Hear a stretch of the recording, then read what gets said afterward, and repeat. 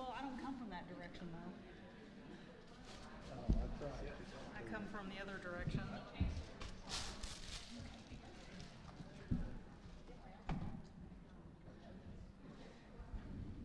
Sorry.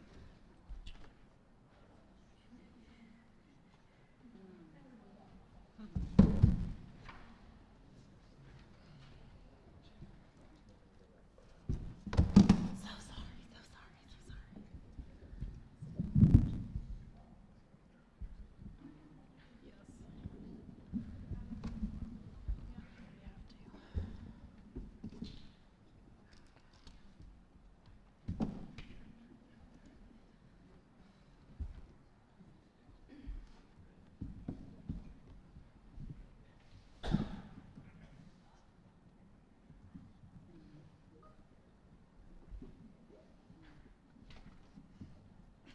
Yes.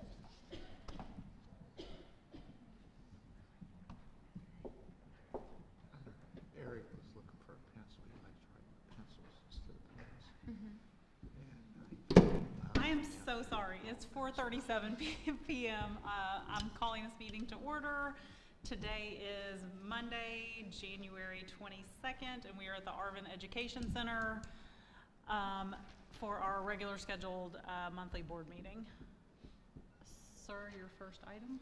Yes, ma'am. For the agenda for this evening, I'd like to make one amendment to tonight's agenda, and that would be to remove action item 13D from tonight's agenda for consideration for next month, for board consideration. I'd like to question that. Why? Mr. Dodson, I appreciate that question. My understanding is that there's a couple of questions from some of your fellow board members that just want to make sure to have an opportunity to ask and answer those questions or get those questions answered, and so then the board could then proceed with that, consider approval next month. Well, at our last board meeting, it was 2 weeks, and Michael Williams got the numbers back, and he sent them all to us, so that's the reason I'm asking why. I mean, the numbers jived out. Yeah, what I could speak to is that I think what I understand, and other board members could help me with this, is that the county clerk's office has been quite busy with registration with motor vehicle changes in process, and so that is really kind of the consideration of why I asked the board to, that we would consider removing tonight and put on to next month's meeting.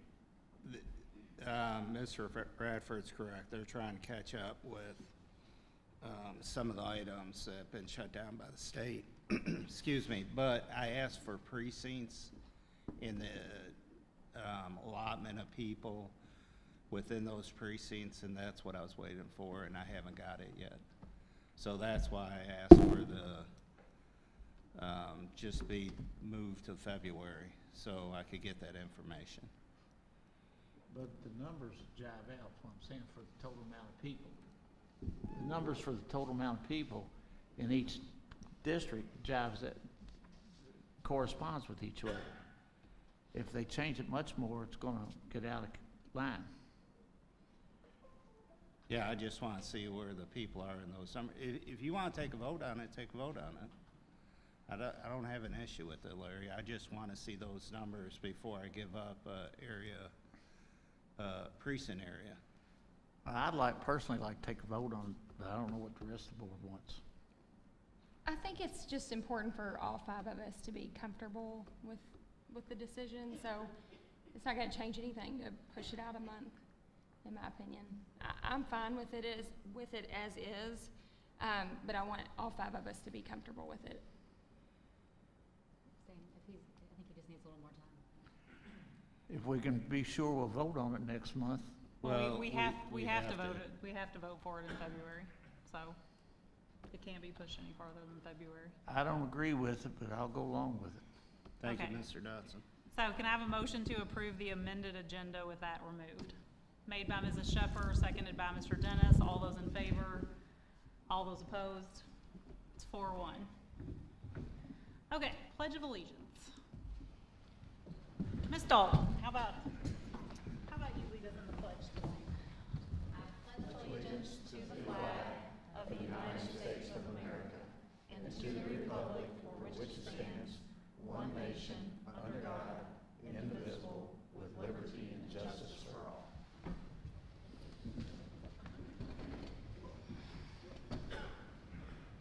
Okay, Dr. Radford?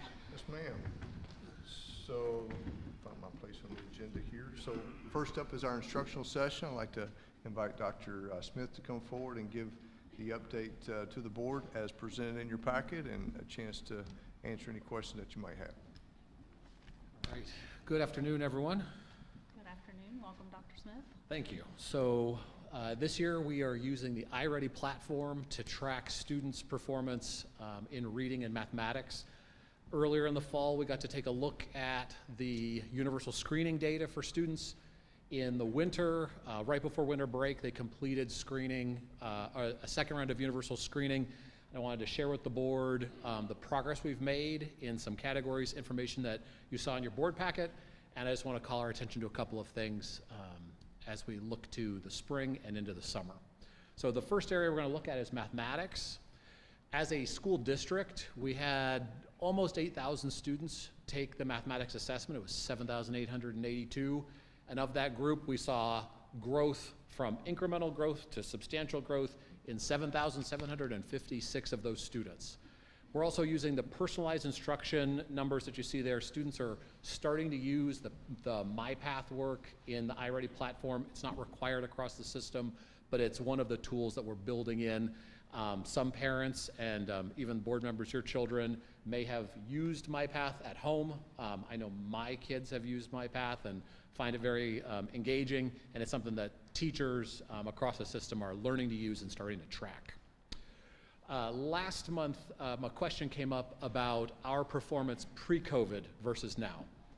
I got this information from the iReady company, and they went back and pulled data from the winter of 18-19, so before COVID occurred. They looked at data that was a representative sample of the entire United States for the winter of 18-19. Here you can see in green, it would be approximately the proficient or distinguished data that you'd have for students. Yellow would be in the apprentice range, and then the colors of pink and red would be in the novice range.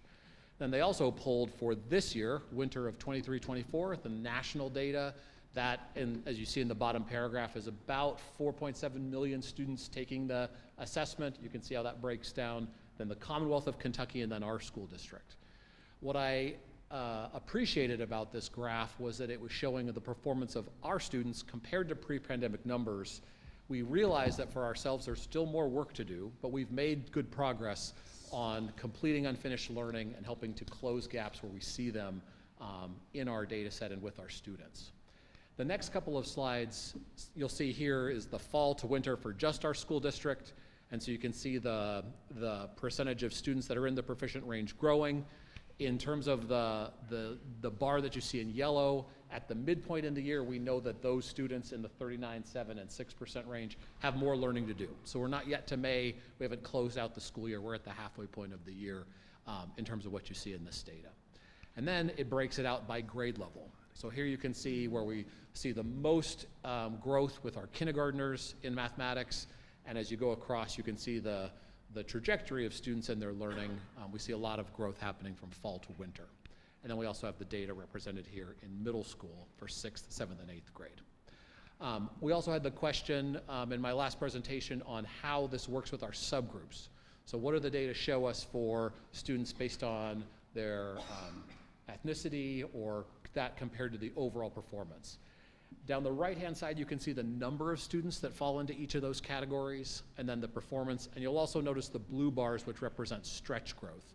Those are students that are making 1.5 years growth in a single school year. So the percentage that you see represented means that for each of those categories, that percentage of students in that category have already reached their stretch growth goal for the year at the midway point. We're going to track that over the year also. Again, this is our first year using this platform, but those are the typical growth and stretch growth indicators are ones that we're watching with our principals and with our school leadership teams and trying to really make sense of who is accelerating the most based on our interventions and the work that we're doing in core instruction. Any questions on mathematics before I move on to reading? All right, so for reading we saw similar numbers. 7,737 students showed growth out of 7,909. Here you can see again the 18-19 data in reading, and you can see the national data for this winter, the Commonwealth data, and then our district's data. And we have done a lot of good work in reading this year.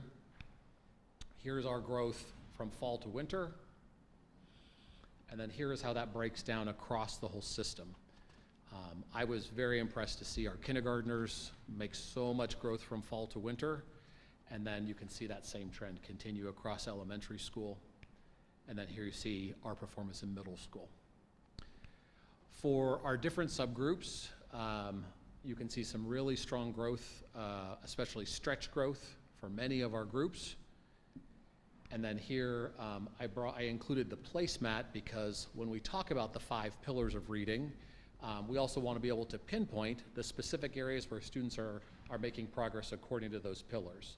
So here you see the placemat that's posted on our district webpage and the things that we focus on in each of these areas around core reading instruction.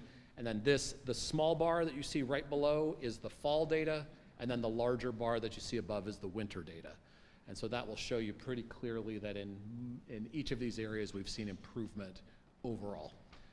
We do pay a lot of attention to phonological awareness and phonics, and high-frequency words, and the 5 pillars that we've talked about before. And then the last slide that I included for you was just an update on our work around SB 9.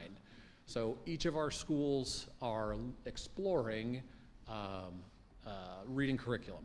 And so what I wanted to show you was that across our different campuses, different grade levels, the number of teacher and number of students are testing out 1, 2, or 3 different reading curriculum. Some are choosing 2 of the same, some are different. But I just wanted to give you a bird's eye view of each of our schools and what they were testing. Representatives from all of these committees are coming together at the district level and giving their feedback on what's working and what they are getting the most traction with their students. And then we're going to take all of their feedback and feedback from their SBDMs and then make recommendations to the superintendent for adoption of reading curriculum in each of our schools. Do you have any questions for me? I have a question, Dylan. Yeah, go ahead. When I'm in the reading, Okay. and when I look at K through 5, Yep. I'll get back there right here. and when I look at 5th grade, Yep.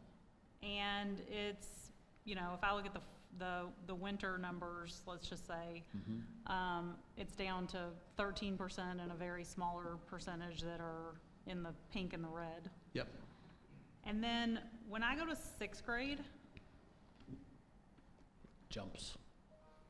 what can we do in between 5th and 6th grade, whether it's assign reading something for them over the summer, but it just seems like that's an awful big jump from 5th grade where we had a smaller percentage to all of a sudden they get to 6th. Yep. And we've dropped off quite a bit. And it doesn't seem like we catch back up very well in middle school. That is true.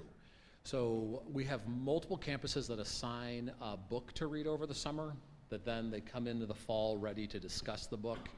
I think the number one way that you improve reading is to read.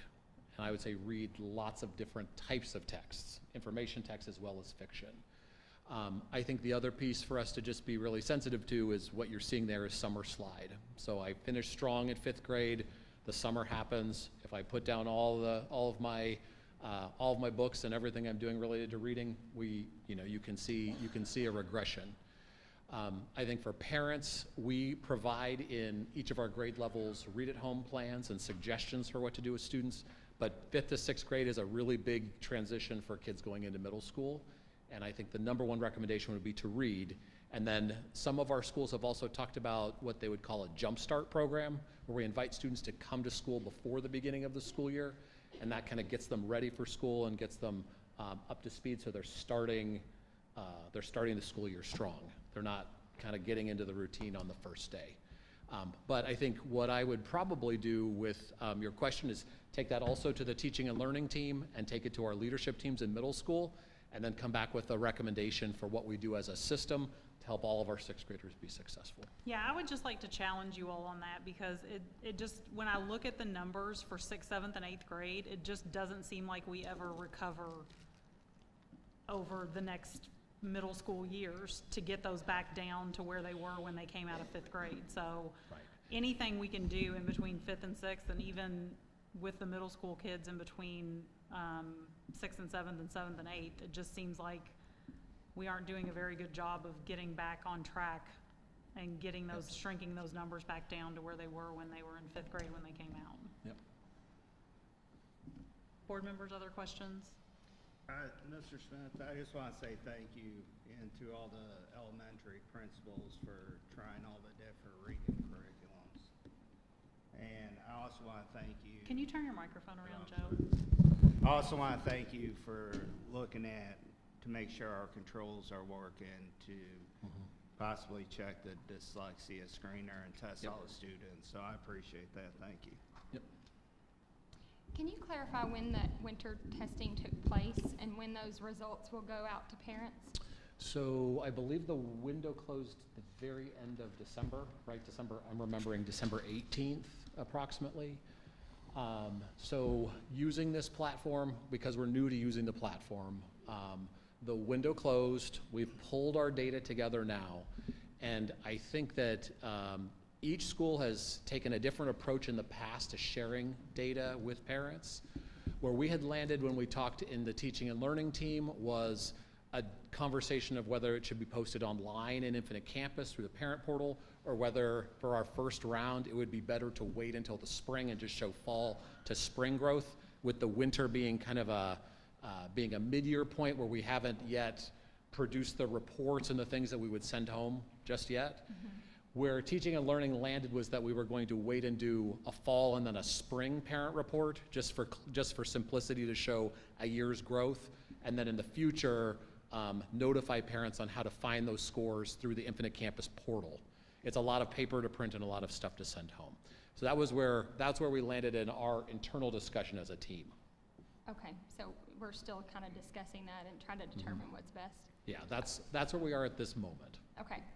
And then on the curriculum, is there an idea of when you would gather that feedback and make a decision for each of the yes. schools? Yes. So if I go to the very last slide, right here. So everyone is testing out, let's say, 2 reading curriculum. One, their teachers are learning about how to implement the curriculum very end of January and beginning of February. Then they're going to test curriculum number 1 in February into early March, and then March into early April. We're going to get all of their feedback and then make a recommendation, I would say, towards the end of April to the superintendent. So it's going to take us probably 10 weeks to complete all of the testing and gather all the information and then present that to the superintendent. Okay, thank you. Board members, any other questions? Thank you, sir. All right. You're very welcome. If I make a comment. Yes, please. Dr. Smith, thank you for presenting. I just wanted to share with our board, I'm really very appreciative and recognize the work that our principals and their staffs are doing with iReady. This is a very big shift in our district, to going from map assessments to iReady, and the ownership that I see in terms of looking at the data, using that to make improvements, is really just very proud of the work that they're doing. Ms. Clem, I really appreciate your question. We have some more work to do. I think we need to continue to take strides in educating not only our teachers and our students, but also our parents in terms of how to read the reports, because this is really very different. But we're going to keep working on that, and it's very much needed. So just, Dr. Smith, thank you, and appreciate the work by everyone. Next, sir. Okay. See how well I can navigate. I'd like to invite Dr. Shelton to come forward and share the treasurer's report. Dr. Shelton, nice to see you again. Well, good to see you all, and it was good to visit a school today. As an old guy that's been around, this is my 40th year in education. It's always great to visit schools, especially elementary schools. It makes me very happy, and to spend time in a library. So looking at your treasurer's report for the month of December, it first reminds me that we're halfway through the year, which kind of is amazing to me. Seems like we just started the year. But if you look, first of all, at the summary of our cash account, and look at the receipts and disbursements, you can see really strong receipts again. And of course, that's because property taxes are continuing to come in. Months of November and December are our highest two. January and February, we'll still receive tax receipts. So we have a strong governmental fund ending balance of about $71.5 million. When you combine that with our other funds, we're at $82.4 million in our cash accounts. And then, of course, you have our investment account reported down there at the bottom. We do also, of course, as you know, summarize the bonded construction funds in the middle there. And I'll be working with Mr. Bohannon and Mr. Deeves as we continue to track and monitor those, but also we'll be closing out some of those projects here over the next few months. On report number 2, you have a little more detail breakdown of our cash balance by individual fund. I'll highlight in particular beyond the general fund, of course, which contains the bulk of our funds, building fund, because we have made the full transfer of the nickel taxes to the building fund. Since we've had such strong receipts in our taxes, we went ahead and made that full transfer. So that's why you see the large balance there in the building fund of $26.7 million. That fund, the only thing that's left to be receipted in that fund is the remainder of the equalization that we get from the state in the spring. On report number 3, I want to highlight just a couple items on the historical actual comparisons. One, I mentioned we're still seeing strong receipts on property taxes, but right there in the middle of the page, you can see we've received 87.4% already of our tax receipts for the year, so that's very strong. We're right on track with our other taxes, in particular motor vehicle and utilities taxes, and of course the SEEK is on its normal collection schedule. Behind that, you have the comparison of the 4-year trend and the balance sheet and the income statement for your reference and for your information. And I'd present this report for your information and be happy to answer any questions that you might have. Board members, questions? Hey, Tom. Yes. We got 2.7 million actual cash over from what we had last year. Any idea, is that just taxes coming in early, or is that, what's that from? Part of it was the carryover. We had such a strong carryover from last year, and part of it is that we've had such good receipts so far this year. So it's kind of a combination of the two. And then, but the other thing that it's affected that is we had some outstanding receivables at the end of last year, and we've collected those now in the beginning of this year. For example, in the grant funds, you may remember we actually showed a negative cash balance at the end of last year because we had prepaid some things and the grants had not been reimbursed. So all of our receivables that we had as of the end of June 30th have been collected as well. And what daycare, I saw that went up about 700,000. Is that from grant funding, or is Yeah, that our daycare programs were able to get an additional grant that was offered this year. We actually thought we had finished with the grant opportunities that had come through the pandemic offerings and through the state funds, but there were additional funds available for grant that our daycare programs were receiving this year. All right, thank you. Thank you. Board members, any other questions? Recommendation, sir? Yes, recommend to approve. Can I get a motion to approve the treasurer's report? Made by Mrs. Clem, seconded by Mr. Dodson. All those in favor? And that's 5-0. Next up, we have meeting minutes to approve. There are 2 of them, one from December 11th and one from January 10th. Jane, on that January 10th one, I think that should be 2024 instead of 2023. So that needs to be changed. Board members, any other, on the December 11th, 2023 board meeting minutes, any corrections or changes? Can I get a motion to approve those minutes? Made by Mrs. Sheffer, seconded by Mr. Dodson. All those in favor? And that's 5-0. On the January 10th, any changes?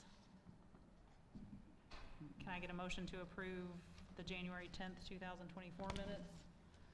Made by Mrs. Sheffer, seconded by Mr. Dennis. All those in favor? And that's 5-0. Next, sir, to you. Yes, ma'am. Personnel actions, in your board packet, you see the personnel report as presented. Board members, any questions? Okay. Next is consent items, and my recommendation is to approve as presented. Board members, questions about the consent items that are listed? Motion to approve, made by Mr. Dodson, seconded by Mr. Dennis. All those in favor, and that's 5-0.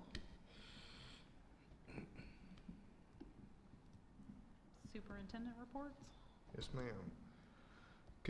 First is consider report on draft FY25 board meeting schedule. Just for our board, this is typical for in the month of January to present the new meeting schedule that would begin July, that would run July to June. And so that is presented in your packet for, and would just need board approval for the board meeting schedule. I just have a question. On the SBDM one, can we not have every single one on a Tuesday or Thursday? Can we throw a Wednesday in there at some point, or please? It's just hard when they're the exact same days every single week, back to back to back. So if we could change any of those Tuesdays and Thursdays to a Wednesday somewhere. Okay. Yeah, like just any of those, Jane.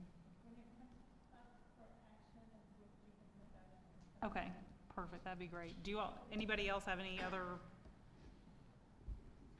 suggestions or comments? I will ask the board, do we want to keep the start time at 4:30 or do we want to push it back to 4:45? I would like to push it back. Yeah, that works I mean, great for later, me. I'll go late. It's fine. 5 o'clock. Doesn't bother me.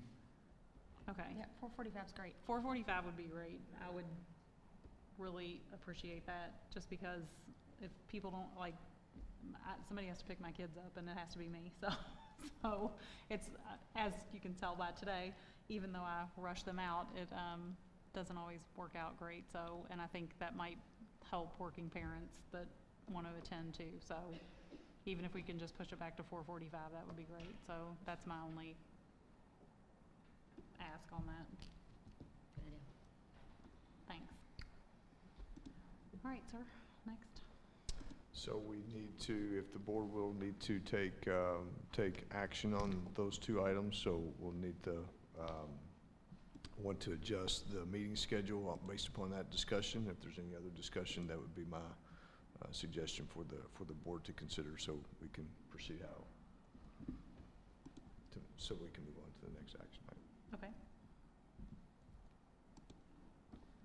Go ahead, you're So, next. do we want to make probably from a technical perspective, we might need to vote or have a recommendation about the changes that you've made or discussions that you've had about start time and about SPDM meeting schedule. Do you want to? Not until we get to it though, right, to vote? We're still on. I'm sorry, I apologize. You got ahead. I am way ahead. I am already on to the action items. We are moving so quickly through the agenda, so my apologies, Slow board. your roll there, Yeah, friend. absolutely. I do want to ask one question while you're talking about this. Are you looking at the site pace to be at 4:45? Yes. Yes, So that would move up everybody 15 minutes.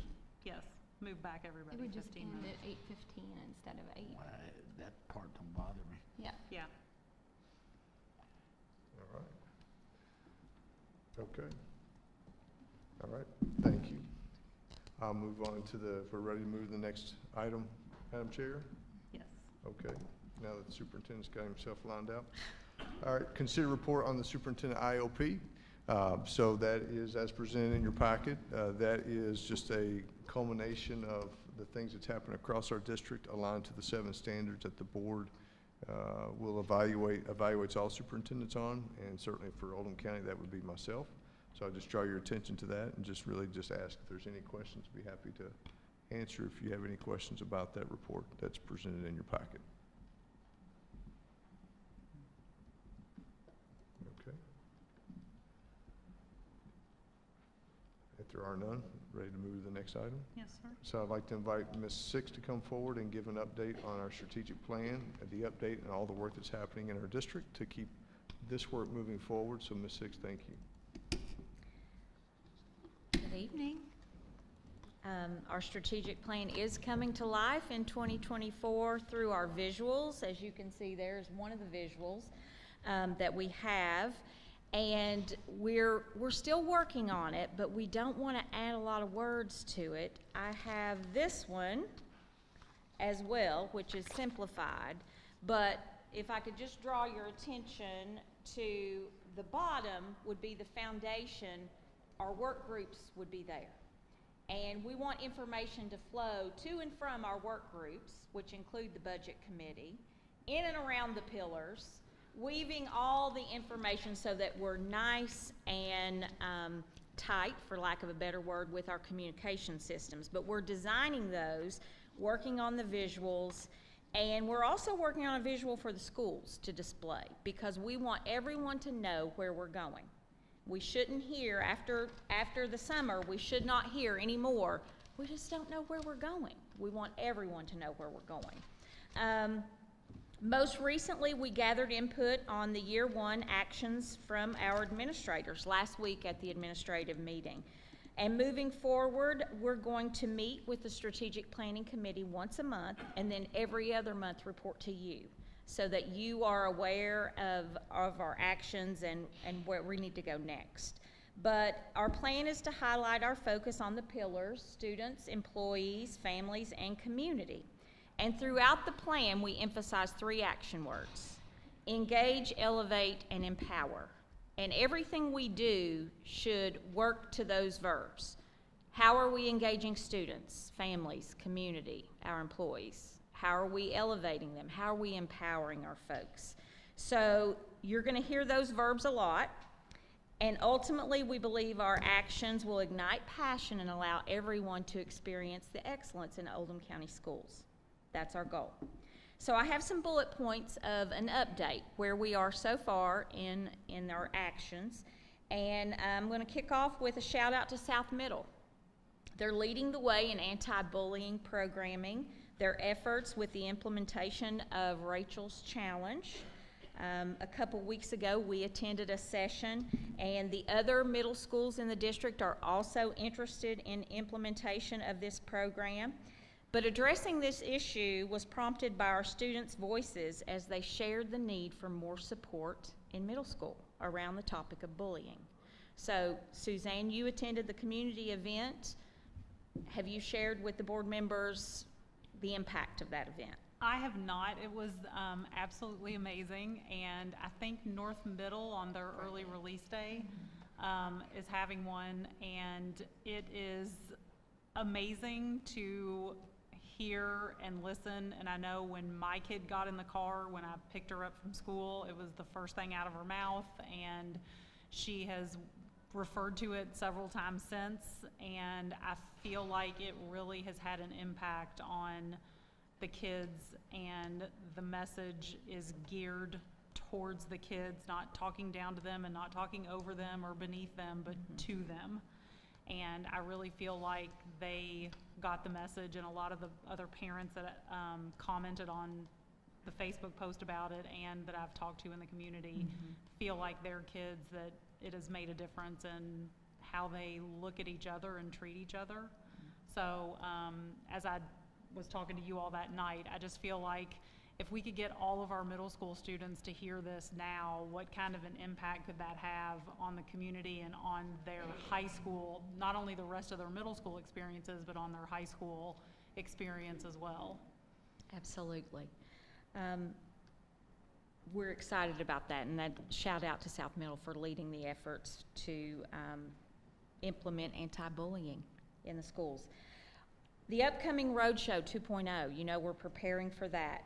This effort will increase our transparency across the organization and ensure our employees are given opportunities to ask questions and give us feedback.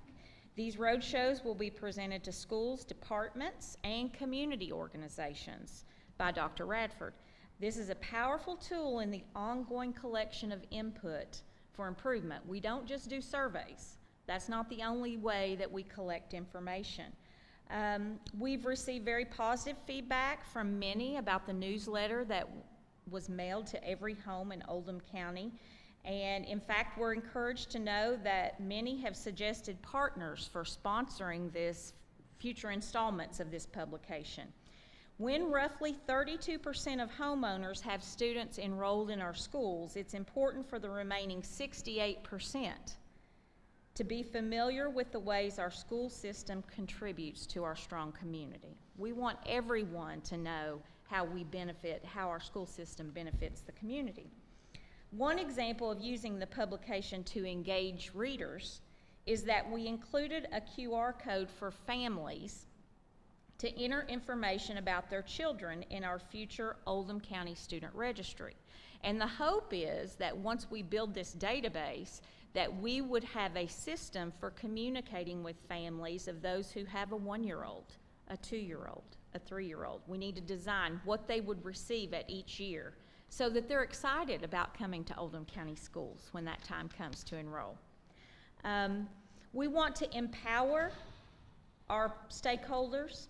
We are currently analyzing mid-year iReady data to assess the current proficiency and growth while designing next steps to move our students forward. Carly, you asked a great question about how are parents going to be involved in these results. And what we've discovered is there is so much more information we can access with iReady. We have to be adequately trained before we can start talking to our parents about that. Now, does that mean they don't get the information? Absolutely not. We encourage any parent who wants more information about their child's screener results to do that. But we want to be on our game when we talk to parents about their results, about their child's results. Currently, we're building a network of lab classrooms through round 2 applications in our deeper learning cohort. And we're also currently taking applications for the aspiring future leaders in Oldham County schools. Our folks aren't going to be here forever, so we need to be training the next round of leaders who will lead our schools into the future. We're investigating also ways we can track the number of students participating in one or more clubs, sports, or student organizations, as we all know that when students are involved, there are many benefits to their participation. To elevate what we do well, for the 2nd year in a row, students in 8th through 12th grade have been given and they completed a career technical ed survey. We're really working to align those pathways and give class offerings to kids aligned to their interests. So we're honoring student voice in that way and hopefully igniting passion to a pathway. We want to increase the number of partnerships and community involvement through internships and career pathway exploration. And to do this well, we have to analyze how we currently schedule classes. What are our current practices for academic scheduling in order to maximize opportunities for kids? Our 2024 PD calendar, professional development calendar, is ready for release, and based on feedback, we revised the format to improve access to high-quality professional learning, as well as clear those pathways for our employees to grow and advance. Employee voice will also be elevated as the calendar committee considers the feedback around teacher workday and early release days. So we're still collecting data and analyzing results on an instructional level, how those days impacted kids, and on a benefits level when you think about teacher time. Between now and the next update in March, we'll work on the following: improving school-home community communication systems. Just like Carly asked, how are we doing those things? We want to firm up what is our expectation about what we communicate. We'll identify those expectations for frequency and content of communication. We want to design content for future community publications. And we also want to consider strategies to merge this strategic plan with the current school improvement processes and district improvement processes. We don't want to have CDIPs and CSIPs over here and the strategic plan over here and never the two meet. So that's something we're going to work on combining. In closing, We invite you to attend and participate in as many of the road shows as you possibly can. Our first presentation kicks off at Oldham County High School next Tuesday morning.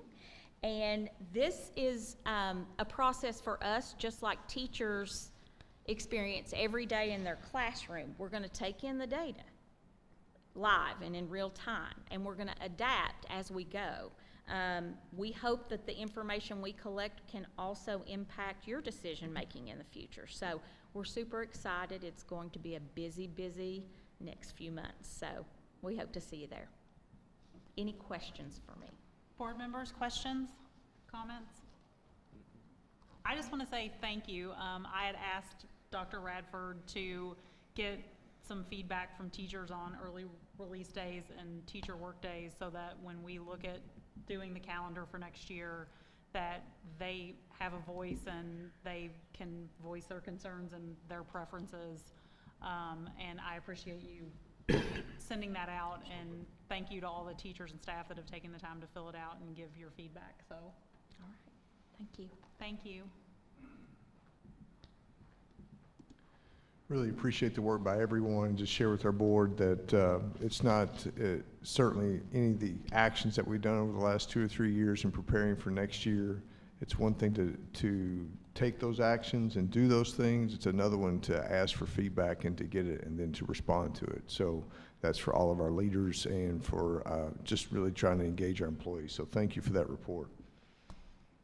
Next up, we have a considered report on positivity and wellness. I'll just share this with the board. This is something I try to do each month unless there's holidays like Christmas and those kinds of things. But this is what we talk about with admin staff, and I think it's important for our school and district leaders to hear and see that, share this with our board, that it's really important that we are authentic, that we're real, and we recognize where there's things to celebrate and where there's issues or challenges, but that what you see in your packet are, there are 10 questions we asked our leaders to really just encourage them to reflect on.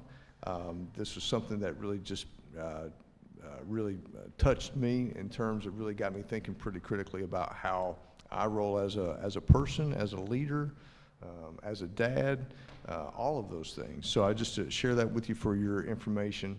And then we just really talked about our word for 24.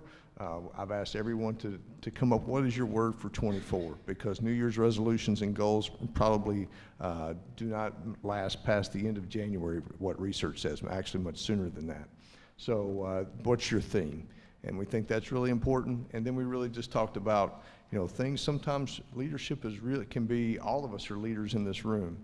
We lead something. We make decisions very frequently and very often. And sometimes that can be very hard. And so there's a video that I share with everyone about how we respond to that, because leadership is about being responsive. And we're building a really strong culture by trying to engage our people and really respond to those things that they say that they need the very best that we can, so our board can have confidence in the actions that we recommend to you. So also I would say these road shows, it's easier not to do the road shows. Most districts do not. I don't know really of any district in the state of Kentucky that is doing this, especially at our size of our district, because we have 20+ buildings. It's easier not to do that. But we think it's critically important to be able to stand in front of our folks, present the actions that you've asked for, that we feel like that we can do, and recommendations, so that way we could all row our boat in the same direction. So that's my report for this particular item. Board members, questions? Thank you, sir. Yes, ma'am. Buses. Come on down, Jeff Webb. I know, he keeps looking over at you, Brent, like you're supposed to go up there with him, and Brent's like, I'm over here. He's standing between you and the little kid. It's like standing between you and lunch. All right. Before we roll with this, I put together a real quick spreadsheet to kind of give you guys an idea of where we are with our current fleet. Unfortunately, I did not have it included with this. So, Thank you. Thank you, sir.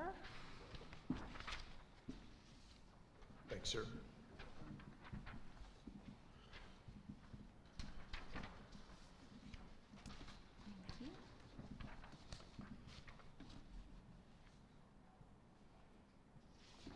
all right. Right, so basically for the 2024 school year, we are asking to purchase 13 additional buses.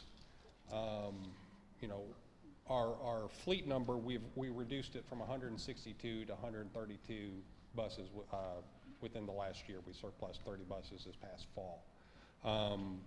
Most of those buses were probably between 14 and 20 years old. Maybe some of them were 22. You know, I ask that you keep in mind that KDE depreciates the buses over a 14-year time span. Unfortunately, with the new technology going in buses and the new emissions control on the buses, we're finding that most of our buses don't last much longer than 10 years. So if you look at our list here, you know, basically our buses from 2009 to 2013, we have many mechanical issues with. Also to be noted, our special needs buses, anything that's 2013 and older, we're having difficulty with the lifts on those with the new heavier wheelchairs. So that's why this year we're asking for 4 new special needs buses. Let's see where else we're going to go with that. So that was basically, you know, basically it for where we are with our current fleet. The 13 buses kind of puts us in line with the projected bus purchase over through what, 2030, actually 2038. You know, we've got a couple big years coming up, but after 2030, seems like a long way, doesn't it? It starts to flatten out.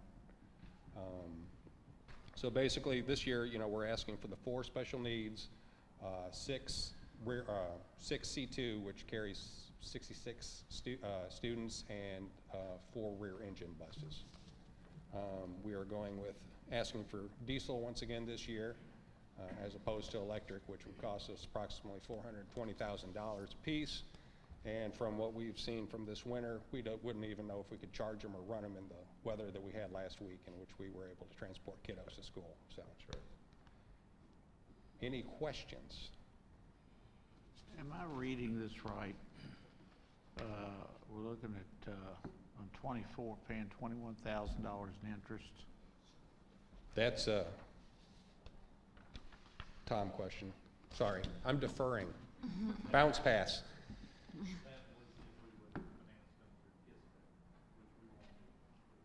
So what, are we paying cash for them, or? So, House Bill 678, you may remember we've talked about that a lot with facilities. Gave the district a whole lot of flexibility of how we use capital funds. And since we have such strong capital funds, in particular in capital outlay, we're sitting with $3 million in capital outlay. We are able to transfer those funds to the general fund to pay for our buses directly.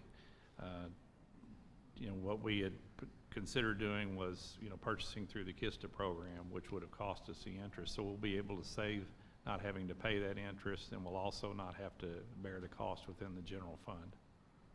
Thank you, because for a while we were paying a tremendous amount of interest.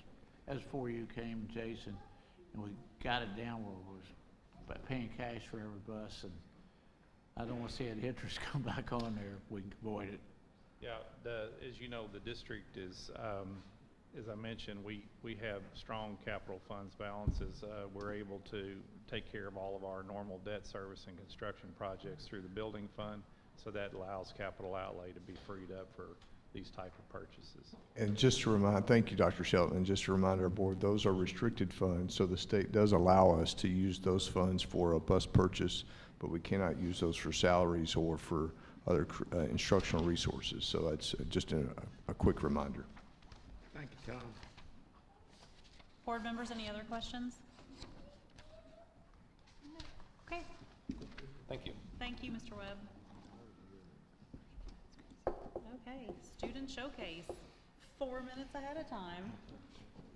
I would just like to say, it's our preschool is here for student showcase, and they had a pipe burst over the weekend, and it was a mess. And God bless our preschool staff who have been moving furniture and drying carpets and emptying out classrooms, and have been very, very busy and very physically and mentally taxed today. So thank you all for still being here and doing the student showcase, and we are all thinking of you all. Yeah, absolutely. I really appreciate our parents who made the commitment to still come tonight and bring their kiddos. So thank you, parents. I say often we are small but mighty. So good evening. Tonight we are so happy to be here and to be able to showcase a Heggerty lesson for you. Heggerty is a phonemic awareness resource that we utilize at the preschool. But first, before we do that, I want to share just a little bit about the importance of developing phonological awareness. So phonological awareness skills at a young age is paramount for future reading and writing success, as it lays the essential groundwork for literacy proficiency. Phonological skills encompass a range of abilities, including recognizing and manipulating the sounds of spoken language, understanding rhyming patterns, and discerning individual phonemes within words. Early exposure and practice in phonological awareness create a strong foundation for mastering the mechanics of reading and writing. Children who develop these skills early on are better equipped to decode unfamiliar words, comprehend text, and spell accurately. The ability to connect spoken language to written symbols becomes more intuitive, setting the stage for a smoother transition into formal reading instruction. Furthermore, strong phonological skills enhance a child's overall language competency, fostering effective communication and expression. According to a longitudinal study conducted by the National Institute for Literacy, children who receive targeted phonological awareness instruction in their early years demonstrate a significant advantage in reading proficiency compared to their peers. The study found that students who developed strong phonological skills by the age of 5 were more likely to achieve grade-level reading standards by 3rd grade. Additionally, a report by the American Academy of Pediatrics highlights that phonological awareness, when honed in early childhood, correlates with improved spelling accuracy and written expression. The statistics reveal a compelling connection between early phonological skill acquisition and academic achievement, emphasizing the critical role of these foundational skills in shaping competent and confident readers and writers later in life.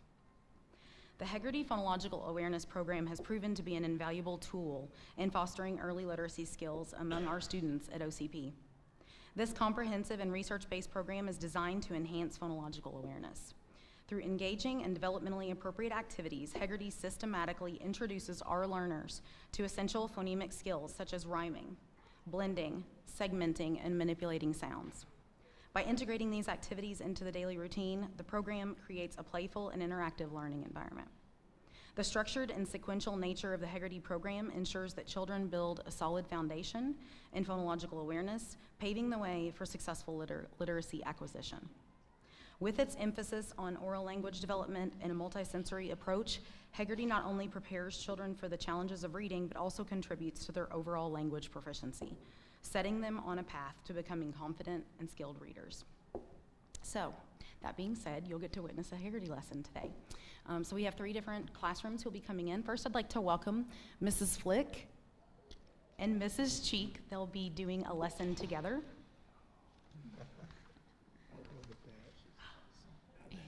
And their students have classrooms, or excuse me, their classrooms have students that range in age from 3 to 5.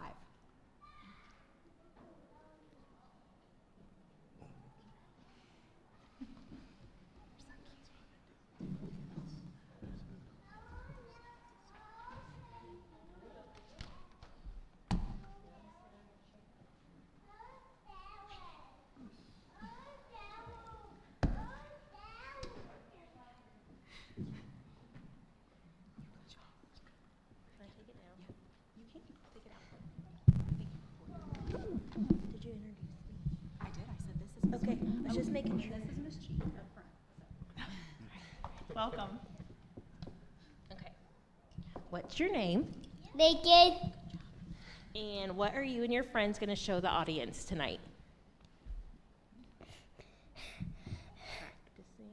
Practicing hearing sounds. Perfect. Why is practicing hearing sounds so important? So we can be better writers and better readers. Good job. Go sit down.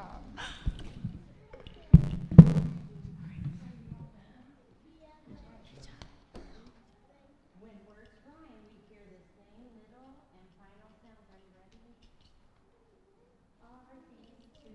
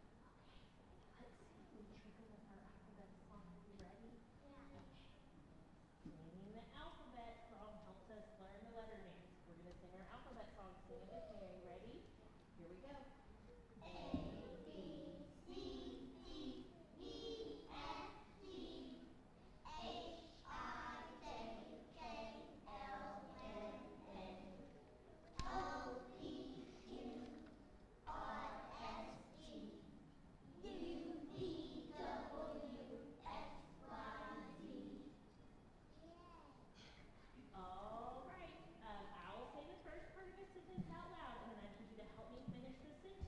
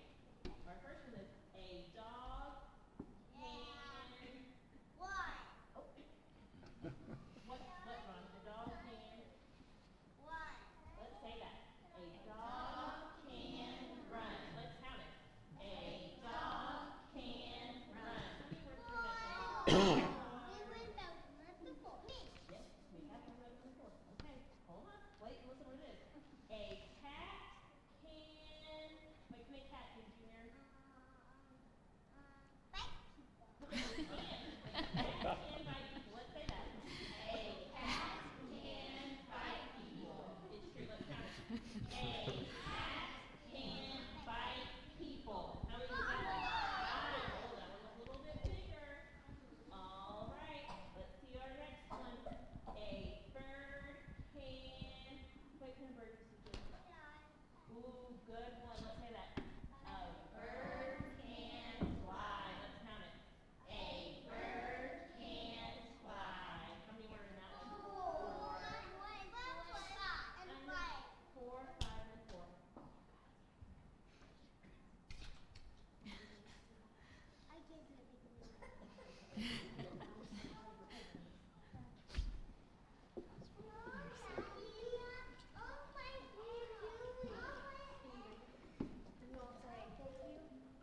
Thank you.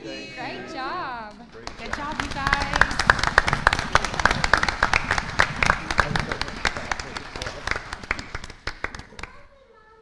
So, Mrs. Flick and Mrs. Cheek,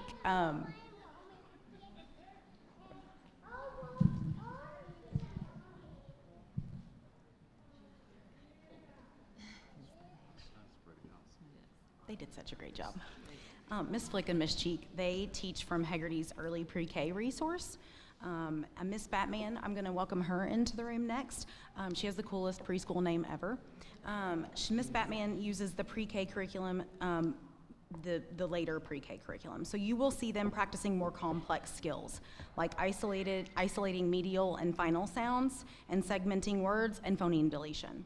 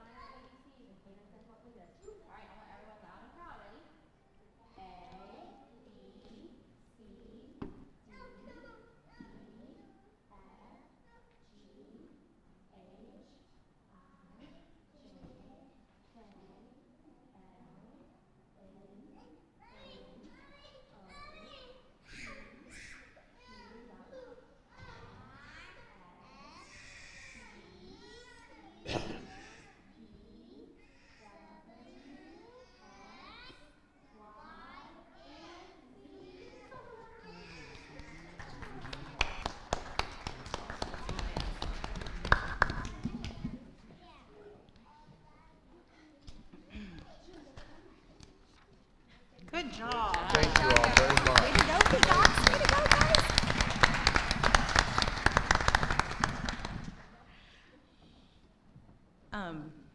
Thank you, Ms. Batman's class. So in closing, we would just like to bring your attention to the data that we have shared. So it's actually on the screen up there as well. But we have, so this is, we collected 2 pieces of data for our kiddos that show that just the remarkable progress that this program helps with us helps us make. The data in blue represents our baseline beginning of the year data on blending. This particular graph is on blending syllables progress.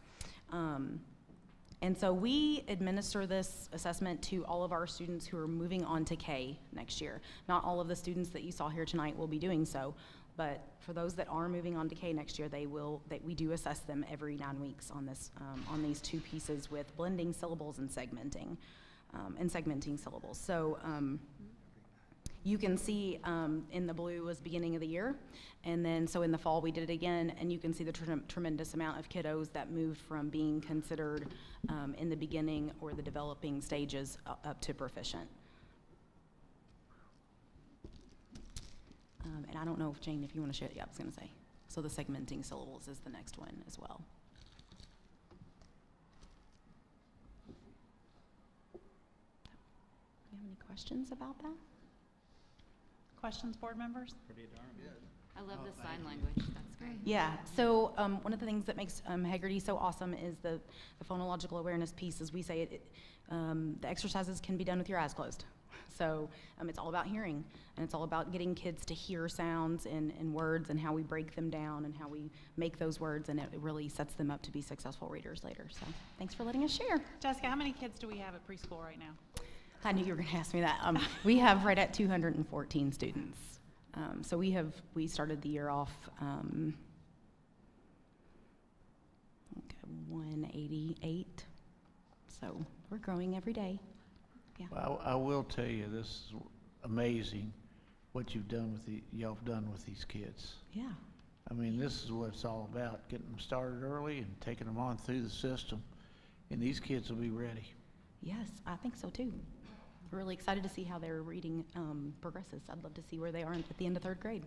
Thank you for your work over And we'll there. get you back up and running, Jessica. Yeah, absolutely. We're going to be ready. It's going to be awesome. Thanks. Thank you. Thanks. That was amazing. It was. Just like to make a quick comment if I could, and just appreciate all of our teachers and staff and leadership at the preschool. They've shown such resiliency and had such working through the water issues that we've had with pipes bursting, and just really just appreciate that. Such great work today. This, I know, just makes our heart smile seeing what our teachers and staff do every day for our kids just in the few minutes here. So really appreciate the work. I also want to give a shout out to Buckner Elementary. Also had a smaller issue with water and pipes bursting. I want to recognize and just give a shout out to all those that worked Saturday evening and yesterday across our district, maintenance staff, support staff, everyone who just chipped in to do all that they could to support our buildings and our teachers and our staff. So thank you. Thank you all. Okay, we'll go ahead and do recognitions, and then we'll take a 5-minute break before we come back. If that's okay. All right, sir.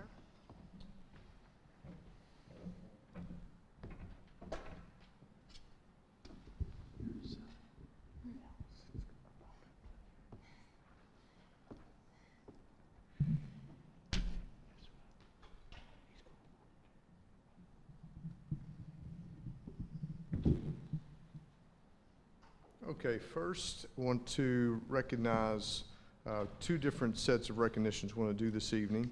First is school board member recognition. So I have something I want to share, and then a few comments I want to share with our board members. Kentucky observes School Board Recognition Month in January, and Oldham County Schools is proud to celebrate our dedicated board members. Suzanne Hundley, Larry Dodson, Carly Clem, Allison Sheffer, and Joe Dennis spend countless hours serving the students, families, and community members of Oldham County. Please join us in thanking them for their commitment to ensuring the highest levels of learning for all of our students. Could you join me and give them a big round of applause, please?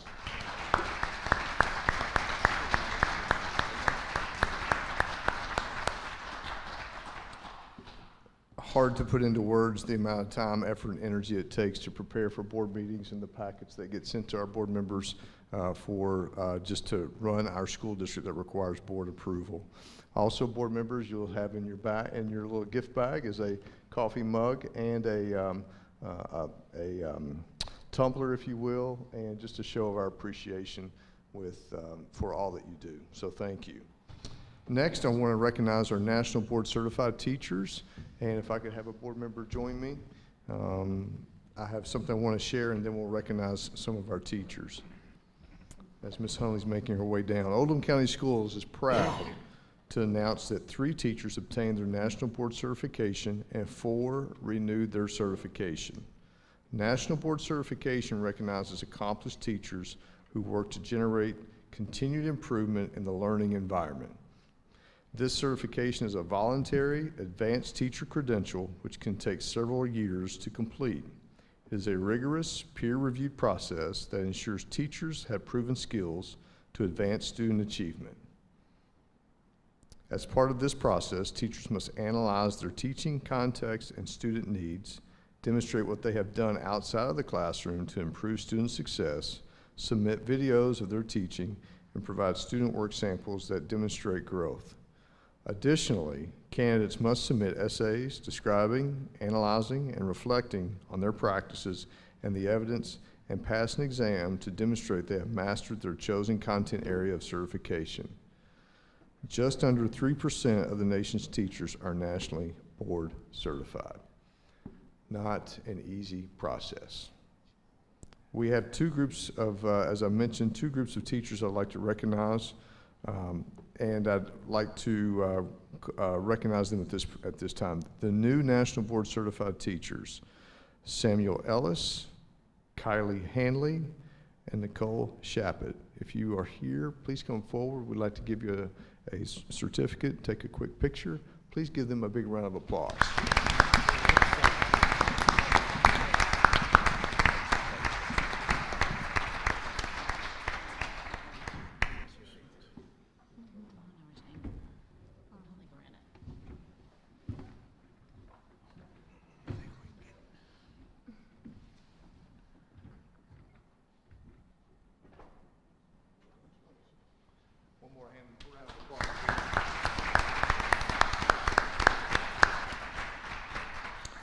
The next group that I'd like to recognize is our National Board Certified teachers who went through the renewal process.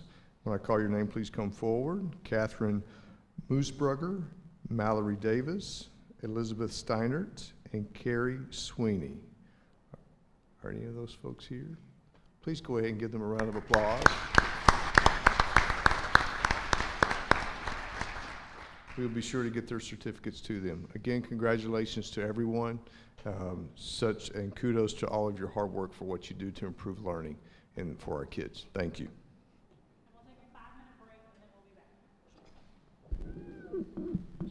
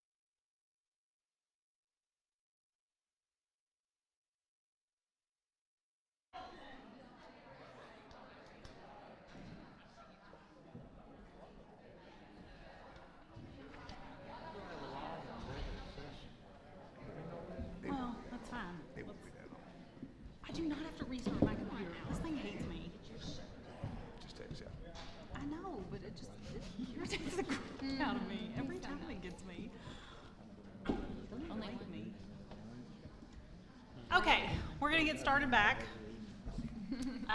Next up on our agenda is public expression. Mr. Dodson, would you like to please read us into executive, or public expression, I mean? The public and news, Yeah, turn your mic around, friend. the public and news media are permitted to attend all open meetings of the board. No person may be required to give identification in order to attend such meeting. The exception is the chairperson may impose conditions upon attendance at a given meeting only if such conditions are required for the maintenance of order. The board as a whole shall have the final decision to the appropriateness of all rulings. Public comment period. Each regular meeting shall include a public comment period of at least 15 minutes. Any board rules or policies regarding conduct during school board meetings shall apply during the public comment period. Individuals or groups should contact the office of superintendent prior to the scheduled meeting in order to be considered for the inclusion on the agenda. Persons wishing to address the board must first be recognized by the chairpersons. Persons who wish to address an agenda item should seek recognition at the time of the board considers that particular item. Persons who wish to address the board on a non-agenda concern are asked to seek recognition from the chairperson at the presentation item on the agenda. The chairperson may require the name and address of the speaker. The chairperson may rule on the relevance of the topic to the board agenda. The chairperson may also establish time limits for speakers as may be required to maintain order and to ensure expedient conduct of the board's business. The board as a whole shall have the final decision as to the appropriateness of all rulings. On non-agenda items, the board will not take official action on non-agenda issues introduced by the public in the meeting at which they are first introduced. Thank you, sir. We have one person signed up. Board members, what's your 5 minutes? 5 minutes? Works for me. Okay. Mr. Barrett? Jared Barrett is our speaker for this evening about Oldham County Community Scholarships. Welcome. Hello, board. Hello, and I know most of you, so I just want to introduce myself. I'm president of the Oldham County Community Scholarships, Jared Barrett. I'm here to announce that our application is going live February 1st and running through the 29th. That's open to all seniors in Oldham County. All requires that you live here, so if you're a private school, home school, you go to school, public school, everybody's open to it, so we want to get the word out so we get the most bang for our buck. And you can go to our Facebook page or our website, occs-ky.org. And we also want to extend an invitation to the board members here. I know last year Larry and Dr. Radford went. We have our awards program at the Arts Center, May 21st. It's a Tuesday, so mark that in your calendar. It's a great time. You see all the parents show up. I was there last year. They're very proud of obviously they're very proud of their kids winning these awards. And I also want to just give you a little quick stats from last year of like how much we gave out and how much we've grown. So last year, 2023, we had 70 sponsors, 261 applicants, and we gave out 129 scholarships. We had 9 renewals, which that means that's an ongoing 4-year scholarship that's renewed. Total scholarships since 2005 that our group has awarded, 1.75 million scholarships. That's a lot of money that we've been able to distribute. And that's thanks to our sponsors, our civic groups. A lot of PTAs have sponsors, have a sponsorship for scholarships, so we thank them as well. So our growth, 2005, we started out with $33,000 in scholarships with 34 recipients. We've grown since then, I just said, in 2023, and that was last year, $147,500 and 138 recipients. So you see how much we've grown and we've gotten the word out. We're always open for new sponsorships, so anybody listening or if you know anybody that wants to sponsor, contact me or contact one of our board members. We're happy to put you in touch and we'll get that set up for you. But again, May 21st at the Arts Center, and again, February 1st through 29th, please get the word in Oldham County Schools. Please put it on your Facebook page. We'd appreciate that. But I got to plug it, right? So thank you for your time. Appreciate it. Thank you so much. Thank you. Going to those programs is great because there are fantastic kids that win these scholarships. They're all Oldham County kids and they're all very appreciative. I know a lot of like Jared said, I'm pretty sure all of the PTAs and PTOs sponsor scholarships.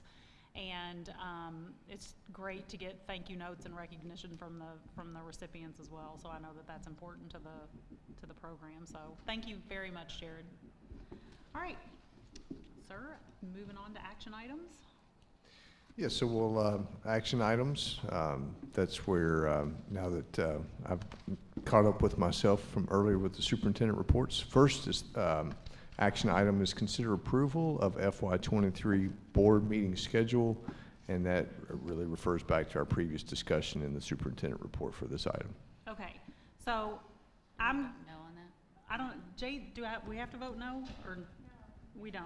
We just Okay, amend it. we can just amend it. Okay, I would like to make a motion to amend the start time of our regular meetings to 4:45. And also, all of the SBDM meetings for next school year would be pushed back 15 minutes as well. And then I would like to change the February 6th meeting to February 5th. So that's changing from a Thursday to a Wednesday instead. And I would like to change the February 11th meeting, which is a Tuesday, to a Wednesday, February 12th instead. So wait, we're starting our regular meetings, like these meetings Yes. at 4:45? Yes. Do you, oh, did you not want to do those, or just No, the I'm good with SBDM? that. I thought you meant SBDM, but I'm good anyway. Oh, I meant all of them. Oh, okay. Sorry. What was the second meeting date for This the is 2024. SBDM? Yeah, this is for, You're just moving them to for next year. And this would start July. 2/6 changes to 2/5, Larry, Okay, that's 2024, yeah. or 2025. Well, And 2/11 changes to 2/12.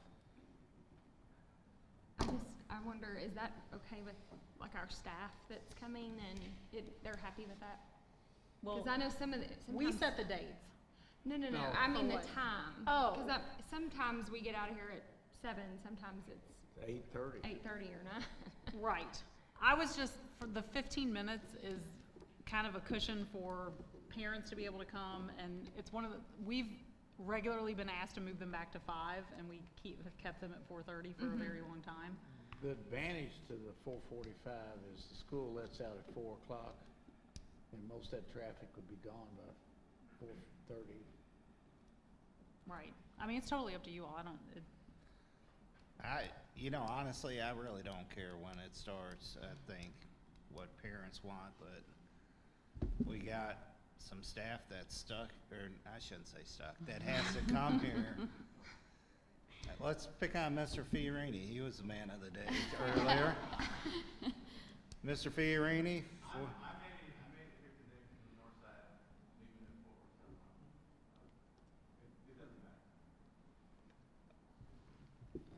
What do you want?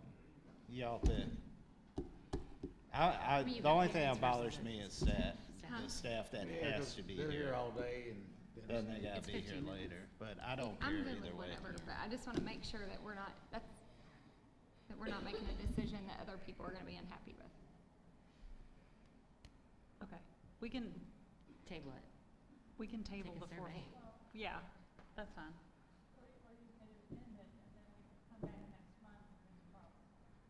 Mm, I'd rather do it all at once. Can we just push it off to next meeting And date and ask then? some admin off the record. Okay. Leave the start time at 4:30, even though leave the start times at 4:30, but I do want to change the dates on the 2025 SBDM meetings. Yep. Yes, ma'am. Please. Okay, so I made the motion. Can I get a second? Made by Mr. Dennis. Can we vote? And that's 5-0.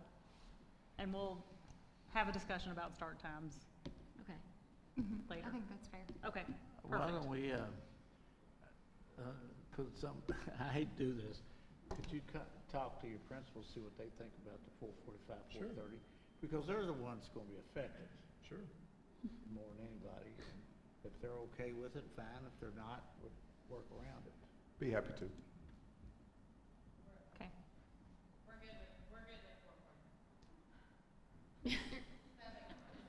You're good with 4:45? Thumbs up for those. Because I know the parents would want it to be 4:45. Yeah, So. Yeah. But I don't know. But you all are good with 4:45? Yes? 4:38. Shut Okay, up, then Brent. just do 4:45. Just go on and change it to 4:45. Okay. Okay. Then I'll make a motion to also push them back to 4:45, starting at the July meeting. July 4th. We already voted, did we? No, because we didn't vote on the time, because we took it out. So, all right, I'm putting the time back in. So now vote on the time, changing it to 4:45 for July. Okay, 5-0 again. Got it. In favor. Okay, next up, sir. Well, saved you some work. We all All did. 5 of us did. I made the motion, Allison seconded. Okay. Next up, sir. Yes, ma'am. Consider, my laptop has, We need to consider your laptop dying. yes, ma'am. Thank you for your help and support here. Consider approval of the FY '24 bus purchase, and that's related back to our No, previous. we have to go this one next. Graduation. We're on graduation. Early graduation. Early graduation. due to hardship. I've really struggled tonight. So I apologize. Consider approval of early graduation due to hardship. Any questions, board members? Can I get a motion to approve? Made by Mrs. Clem, seconded by Mr. Dodson. All those in favor? And that's 5-0. Now, the next item is consider approval of the FY '24 bus purchase. Questions, board members? I got mine answered. No interest. I'm Okay. ready. Can I get a motion to approve? Made by Mr. Dodson, seconded by Mrs. Clem. All those in favor? And that's 5-0. Yeah. Then we took that off, right? Okay. All right. Next up, sir, is, Yes, ma'am. Just information items as presented in your board packet for board review. okay. And Mr. Dodson, can you read us into executive session, sir? I sure can. Just give me about 10 seconds.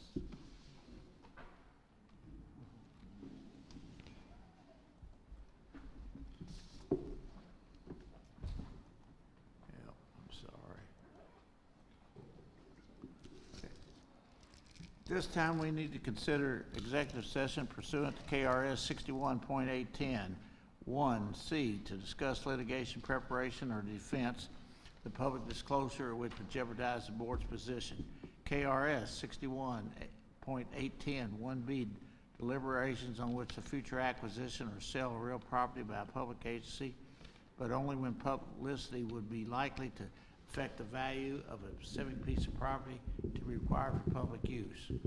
Consider executive session, KRS, to discuss litigation preparation or defense, the public disclosure which jeopardize the board's position, KRS 61.810, 1B, deliberations on the future acquisition or sale of real property by a public agency, but only when publicity would be likely to affect the value of the specific piece of property to be required for the public use or sold public agency. Yes, they say the same thing, but one's a concern and one's a discussion. Gotcha. Okay, so can I get a motion to go into executive session? Made by Mr. Dennis, seconded by Mrs. Sheffer. All those in favor? And that's 5-0.